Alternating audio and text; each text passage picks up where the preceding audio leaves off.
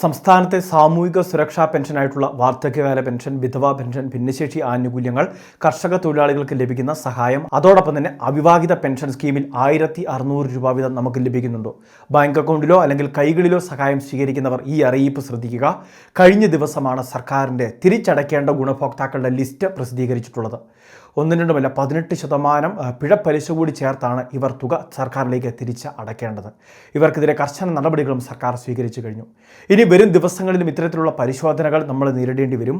എന്തൊക്കെ കാര്യങ്ങളായിരിക്കും സർക്കാർ പരിശോധിക്കുക എന്ന് കഴിഞ്ഞ ദിവസങ്ങളിൽ തന്നെ നമ്മൾ വീഡിയോ വഴി അറിയിക്കുകയും ചെയ്തിരുന്നു. പ്രധാനമായിട്ടും നമ്മളുടെ വീട് തന്നെയാണ് പരിശോധനാ വിധേയമാക്കുന്നത്. വീടും അതുമായി ബന്ധപ്പെട്ടിട്ടുള്ള മറ്റ് ഭൗതിക സാഹചര്യങ്ങളും, വീട്ടിലുള്ള സംവിധാനങ്ങൾ, വീട്ടിൽ വാഹനമുണ്ടോ, അതോടൊപ്പം തന്നെ വീട്ടിൽ AC ഉണ്ടോ, നമ്മളുടെ വീട് 2000 സ്ക്വയർ ഫീറ്റിന് മുകളിലാണോ, അതോടൊപ്പം തന്നെ 1000 cc എഞ്ചിൻ കപ്പാസിറ്റിക്ക് മുകളിലുള്ള വാഹനമാണോ നമ്മളുടെ വീട്ടിലുള്ളത്, അതോടൊപ്പം നമ്മളുടെ വാർഷിക വരുമാനം, എല്ലാ വരുമാന സ്രോതസ്സുകളിൽ നിന്നും നമുക്ക് വർഷത്തിൽ 1 ലക്ഷമോ അതിന് മുകളിലേക്കോ വരുമാനം എത്തുന്നുണ്ടോ, ഇങ്ങനെയുള്ള കാര്യങ്ങളൊക്കെയാണ് വിവിധ മേഖലകളിൽ പരിശോധനാ വിധേയമാക്കുന്നത്. എങ്കിലും എല്ലാ പഞ്ചായത്തുകളിലും കൃത്യമായിട്ട് പരിശോധന ഉണ്ടോ എന്ന് ചോദിച്ചാൽ അങ്ങനെ ഒന്നില്ല എന്നുള്ളതാണ് ഏറ്റവും പുതിയ റിപ്പോർട്ട്. പരിശോധന നടക്കുന്നത് പ്രധാനമായിട്ടും ആളുകളുടെ ഭാഗത്തു നിന്ന് തന്നെ പരാതി ഉയർന്നിട്ടുള്ള തദ്ദേശ സ്ഥാപനങ്ങളുണ്ടാകും. അതോടൊപ്പം തന്നെ ഉദ്യോഗസ്ഥരുടെ ഭാഗത്തു നിന്ന് തന്നെ സംശയമുള്ള വിവിധ തദ്ദേശ സ്ഥാപനങ്ങൾ.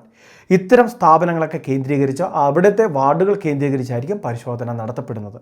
അല്ലാതെ എല്ലാ മേഖലയും, അതായത് സംസ്ഥാന വ്യാപകമായിട്ട് ഒരു വലിയ പരിശോധനയ്ക്ക് തുനിഞ്ഞു കഴിഞ്ഞാൽ അത് ഒരുപാട് പ്രശ്നങ്ങൾ സൃഷ്ടിക്കും. ആവശ്യത്തിന് ഉദ്യോഗസ്ഥരില്ലാത്ത സാഹചര്യങ്ങളുണ്ടാകും. പല സേവനങ്ങളും തടസ്സപ്പെടുകയും ചെയ്യും. ധനകാര്യ വകുപ്പിൽ നിന്നുള്ള ഉദ്യോഗസ്ഥരെത്തേണ്ടതുണ്ട്. അതോടൊപ്പം തന്നെ നമ്മളുടെ തദ്ദേശ സ്ഥാപനം ഏത് സ്ഥാപനങ്ങളിലാണോ, ഏത് പഞ്ചായത്തിന് കീഴിലാണോ പരിശോധന നടത്തുന്നത് അവിടുത്തെ ഉദ്യോഗസ്ഥരും പങ്കെടുക്കേണ്ടതുണ്ട്. അങ്ങനെയൊക്കെ വരുമ്പോൾ വിവിധ സേവനങ്ങളും തടസ്സപ്പെട്ടേക്കാം. അതുകൊണ്ടൊക്കെ തന്നെയാണ് ആദ്യഘട്ടത്തിൽ പരാതി ലഭിക്കുന്ന മേഖലകൾ, അതോടൊപ്പം തന്നെ നിലവിൽ കൂടുതൽ സംശയങ്ങൾ ഉള്ള മേഖലകൾ കേന്ദ്രീകരിച്ചുള്ള പരിശോധന നടത്തുന്നത്. അനർഹമാണ് എന്ന് കണ്ടു കഴിഞ്ഞാൽ നമ്മളെയും പദ്ധതിയിൽ നിന്ന് പുറത്താക്കുകയാണ്. ആദ്യഘട്ടത്തിൽ നമ്മുടെ അക്കൗണ്ട് സസ്പെൻഡ് ചെയ്യുകയാണ് ചെയ്യുന്നത്. പിന്നീട് സർക്കാർ പറയുന്നതനുസരിച്ച് നമ്മളെ പട്ടികയിൽ നിന്ന്, പെൻഷൻ പദ്ധതിയിൽ നിന്നൊക്കെ പുറത്താക്കുകയായിരിക്കും ചെയ്യുക. ഇനി ഒരുപാട് ആളുകൾ ചോദിക്കുന്ന മറ്റൊരു പ്രധാനപ്പെട്ട കാര്യമാണ്, ഈ 2025-26 സാമ്പത്തിക വർഷമാകുമ്പോൾ വരുമാന സർട്ടിഫിക്കറ്റ് ഇതിനുവേണ്ടി സമർപ്പിക്കേണ്ടതായിട്ടുണ്ടോ? വരുമാന സർട്ടിഫിക്കറ്റ് കൊടുക്കണമെന്ന് തന്നെയാണ് ഏറ്റവും പുതിയ അറിയിപ്പ്. എന്നാൽ വരുമാന സർട്ടിഫിക്കറ്റ് സമർപ്പിക്കേണ്ട തീയതി ഒന്നും തന്നെ സർക്കാർ പ്രഖ്യാപിച്ചിട്ടില്ല. ഈ വർഷം മുതൽ കൂടുതൽ കർശന പരിശോധനകൾ, അതോടൊപ്പം തന്നെ കൂടുതൽ നിയമനിർമ്മാണങ്ങൾ നടത്തുമെന്ന് സർക്കാർ പറഞ്ഞിട്ടുണ്ട്. പക്ഷേ അതിൻ്റെ തീയതികളൊന്നും തന്നെ പ്രഖ്യാപിച്ചിട്ടില്ല. അതുകൊണ്ട് പെൻഷൻ ഗുണഭോക്താക്കൾ ഇപ്പോൾ യാതൊരു ക്രമീകരണങ്ങളും, അതായത് രേഖാസമർപ്പണമൊക്കെയായിട്ട് ബന്ധപ്പെട്ട് പഞ്ചായത്തിലേക്കൊന്നും പോകേണ്ട ആവശ്യമില്ല, അല്ലെങ്കിൽ ഓൺലൈൻ വഴി അപേക്ഷ വയ്ക്കേണ്ട ആവശ്യങ്ങളൊന്നും ഇപ്പോൾ വരുന്നില്ല. സാധാരണഗതിയിൽ അവർക്ക് ലഭിക്കുന്നത് പോലെ തന്നെ മുടങ്ങാതെ സഹായങ്ങൾ എത്തിച്ചേരുന്നതാണ്. ഇപ്പോൾ നമ്മൾ മുൻപ് പറഞ്ഞ സർക്കാർ ജീവനക്കാരായിട്ടുള്ളവർ തന്നെ, അല്ലെങ്കിൽ കരാർ ജീവനക്കാരായിട്ടുള്ളവർ തന്നെ അനർഹമായിട്ട് പെൻഷൻ ആനുകൂല്യങ്ങൾ വാങ്ങിയിരുന്നു. അവരെ ഇപ്പോൾ പുറത്താക്കുന്ന നടപടികളാണ് ഇപ്പോൾ സർക്കാർ സ്വീകരിക്കുന്നത്. 1500 ഗുണഭോക്താക്കളുടെ ലിസ്റ്റാണ് ഇപ്പോൾ പ്രസിദ്ധീകരിച്ചിട്ടുള്ളത്. അവരെ പദ്ധതിയിൽ നിന്ന് പുറത്താക്കുക മാത്രമല്ല, മറ്റ് നിയമ നടപടികളും സ്വീകരിച്ചു കഴിഞ്ഞു.